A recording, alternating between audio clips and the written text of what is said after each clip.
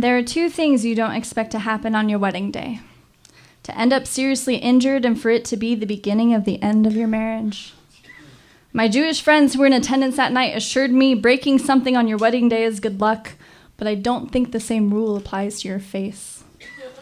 In fact, after suffering from a concussion paired with a lingering black eye and getting divorced exactly a year later, I assure you, breaking your face on your wedding day is a kiss of death for a marriage. At least it was for ours. I've known my husband since we were teenagers. Our love was rooted in the wildness of our youth, despite being different people at our core. He worked for a major tech corporation in San Francisco. I owned a karaoke company and often traveled to countries people deemed too dangerous. Hell yeah.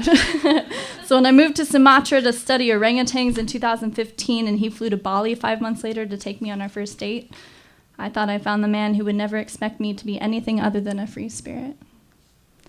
In 2017, we were trying to move to Ireland for his job, but the only way we could was if we were married. I planned to spend my life with him anyways, so we expedited our I-dos. The thing about eloping is it pisses off a lot of people.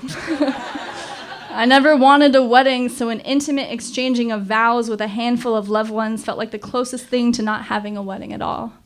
I didn't want the attention or the fuss. I just wanted him. My husband's father's side of the family hated me the day they discovered we divorced. We eloped. That too also, but...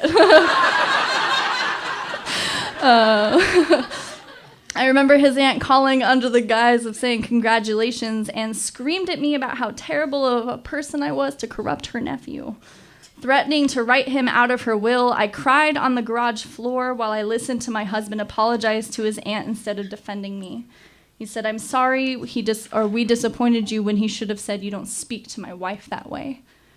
Perhaps this should have been my first warning that my new husband had no idea how to be a supportive husband at all. To quell the heat and anger we felt from literally every direction, we promised to throw a party the following February. Except my husband was a fraternity boy, so our small party turned into a 200-person guest list. This meant throwing a full-blown wedding shindig with all the wedding bells and whistles. What I didn't agree to and what ultimately happened was I carried the burden of the planning and the financial responsibility alone. I paid for a wedding I didn't even want, and I planned the entire thing without any of his help. I'm not an angry person, but I was fucking pissed. The only thing that was mine was the dress. When I flew to San Diego at the end of January, I had a total of 32 days to put together a wedding for 180 people. I came home to dozens of boxes of things I had ordered and a laundry list of tasks still needing to be done. With my husband staying in Ireland until 3 days before the ceremony, his only responsibility was to show up, say a few words, and enjoy the party he was relying on me to create. I can say with clarity, this second wedding day is the worst day of my life. The first sign of immediate danger should have been how uncomfortable I felt when I woke up in the morning. As people started arriving for hair and makeup and all the fuss I give no fucks about in my day-to-day life, I couldn't help but think of all the people I was about to see who've never actually respected me. Most of my husband's friends didn't even like me that much or never bothered to get to know me. Even some of his groomsmen were less than thrilled by our being together. I tried to stay grounded through the chaos of the morning, but the more I put on and the closer we got to leaving, the less like myself I was feeling. At one point, I remember thinking that I looked like a clown in a dress. This was all a giant production to me, and I had no interest in being one of the lead performers. The second thing to go wrong involved the photographer's assistant and should have been foreshadowing for the remainder of the evening. The four of us wandered out during cocktail hour for our last few photos together. Refusing to let go of my first drink of the day, I brought my beer along and passed it to the assistant to hold. Forgetting the dark porter sloshing around in her hand, she dipped down to fix my train for a picture and spilled my beer all over my dress. Any bride's first reaction would have been anger, but I let out a burst of laughter at the absurdity of my luck instead. There was a bum urinating just 500 feet from where we were taking our photos, so I didn't feel like the spilled beer was the thing to be getting upset over. She apologized profusely, and I assured her the brown beer stain wouldn't be the thing to ruin my wedding. Famous last words. Before the grand entrance, we tried to bustle the train of my gown to keep me from tripping. Weeks prior at my final fitting, my mother was the only one who was shown how to loop the fabric onto the buttons, except she's the type of person who doesn't listen intently. So when she told the seamstress she understood, her nods were empty of the knowledge so vital to this task. When she became too frustrated, I draped the beer-stained train awkwardly around my wrist and danced my way into the reception hall. After the first dances were done, I was carrying on a conversation with my coordinator. The train of my gown collected in a puddle of fabric at my feet as we spoke. I remember I turned to go talk to the DJ about making an announcement, and that single forward step proved to be the most fatal decision of the night. The beating on my dress against a perfectly polished hardwood made for a zero-gravity effect and a rate of impact not even my arms could brace myself for. I've never seen the human body fall to the earth as quickly as the time it took for my face to hit the floor. The sound of my skull cracking violently had me contemplating if I was even going to be able to stand. Yeah, I feel it too. As I pushed myself off the floor, a significant pool of blood had already formed underneath me. My dress, the most beautiful thing I will ever own, was now covered in a scarlet red seeping into the lace between the intricate beadwork. I cupped one hand over my eye, which was already beginning to swell, and used the other to try and catch the blood gushing from the wound, dripping down my cheek and leaving a trail for my tears to follow. I didn't know where the blood was coming from, but it was coming fast, and I couldn't get to the bathroom fast enough. Horribly frightened, I pleaded for someone to get my husband.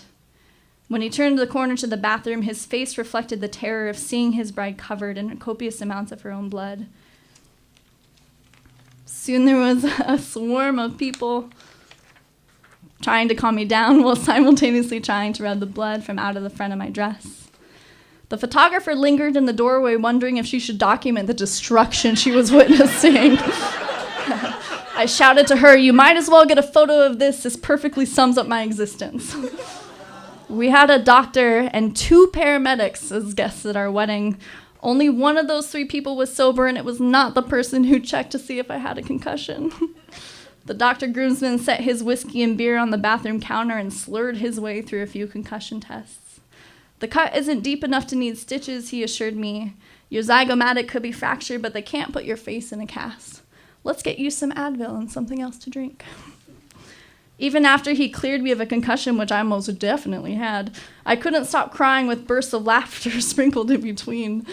Not only was I in the most excruciating pain of my life, but I was under the impression 200 people just witnessed me faceplant with the gravitational force of 1,000 suns. My ego was as shattered as I face felt, and I experienced every phase of grief for what this day was supposed to be. My dad made a comment about how my falling came as no surprise to him because I've been accident-prone since the day I could walk. He even weaved it into his speech 20 minutes later, literally adding insult to the injury. The last photo our photographer delivered in our gallery is of my father taking a picture of me crying with my phone. Yeah.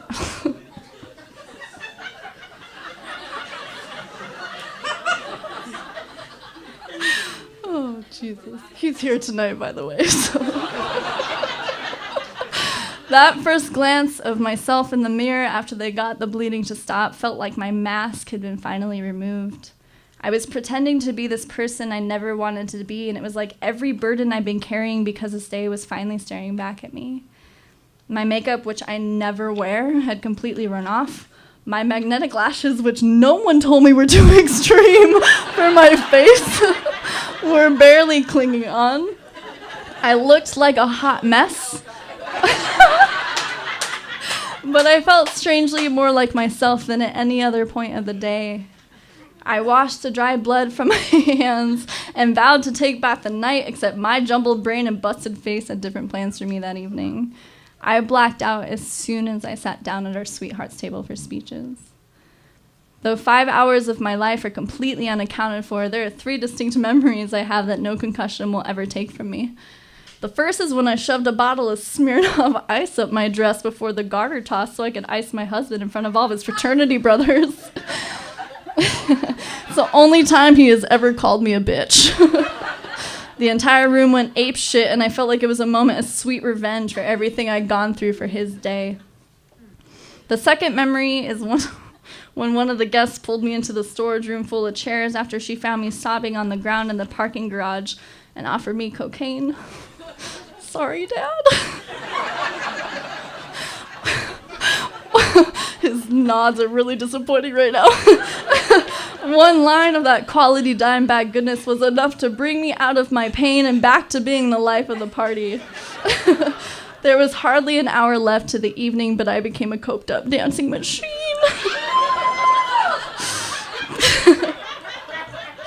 Oh, he's so disappointed. The third memory is a terrible one, and one I've yet to share with anybody until today. After cleaning the entire venue by ourselves, we returned to the Airbnb and I peeled the dress from my aching body. I stood naked, crying hysterically. The weight of the dress was somehow different now, and I felt relieved to be free of its confines. When I zipped up the garment bag, I remembered feeling as if I were zipping up the dead body of the person I was pretending to be for him. As I sobbed in bed over the failure of the day, I told my husband two things: that I didn't want to be his wife and that I wish I were dead. And while my words came from a place of significant physical and emotional pain, I can't imagine how devastating it must have been to hear something so terrible. Instead of lashing out in response to what I said, he held me until I cried myself to sleep. In the final minutes of our wedding day, he finally showed up for me the way I needed, but in my heart I knew there was no going back to the way things were. We would never speak of that conversation again, though it would continue to resonate in the space which grew between us in the following months. I will never forget the day we decided to end our marriage.